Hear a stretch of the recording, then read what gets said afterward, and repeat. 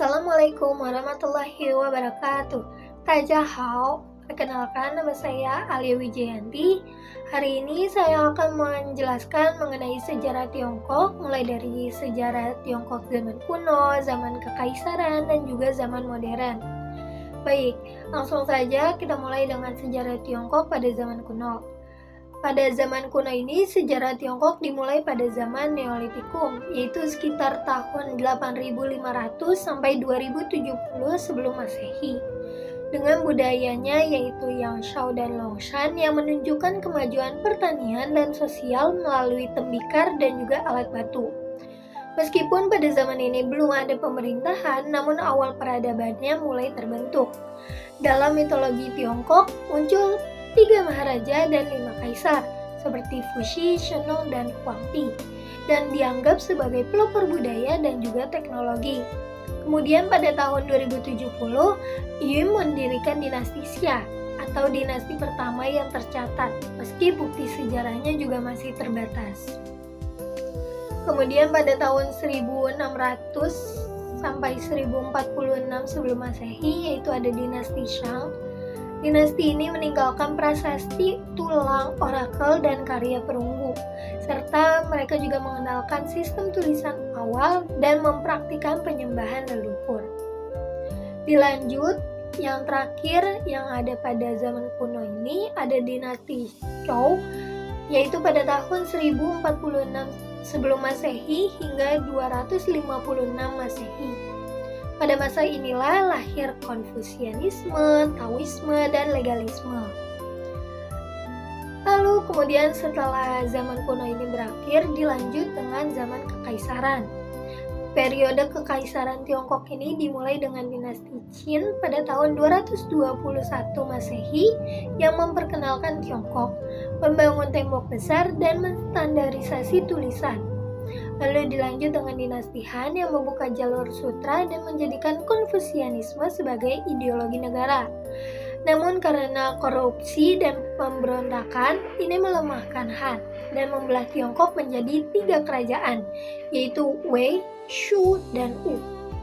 Lalu dilanjut dengan dinasti Qin yang terdiri dari Qin Barat dan juga Qin Timur, serta dilanjut lagi dengan 16 negara. Setelah kekacauan zaman 16 negara, dinasti Sui menyatukan kembali Tiongkok dan membangun terusan besar. Tetapi pajak tinggi memicu keruntuhannya. Kemudian ada dinasti Tang yang membawa Tiongkok ke puncak kejayaan dengan seni, sastra, dan perdagangan internasional.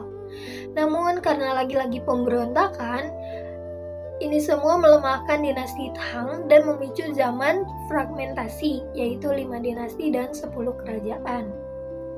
Lalu pada tahun 960 hingga 1279 Masehi, terdapat dinasti Song yang memulihkan persatuan dan mencapai kemajuan teknologi, ekonomi, dan juga seni. Namun akhirnya karena ditaklukkan oleh suku Mongol, mereka mendirikan dinasti Yuan pada tahun 1271 dan berakhir pada tahun 1368 Masehi.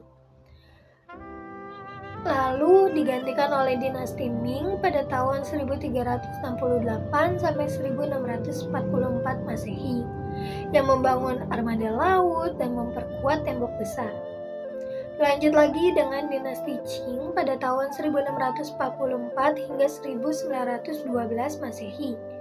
Dinasti ini menjadi dinasti yang terakhir pada zaman kekaisaran dan mereka ini runtuh karena pemberontakan dan tekanan dari negara-negara barat. Dinasti terakhir ini runtuh mengakhiri 2000 tahun zaman kekaisaran. Setelah zaman kekaisaran ini runtuh, negara Tiongkok ini memasuki zaman modern.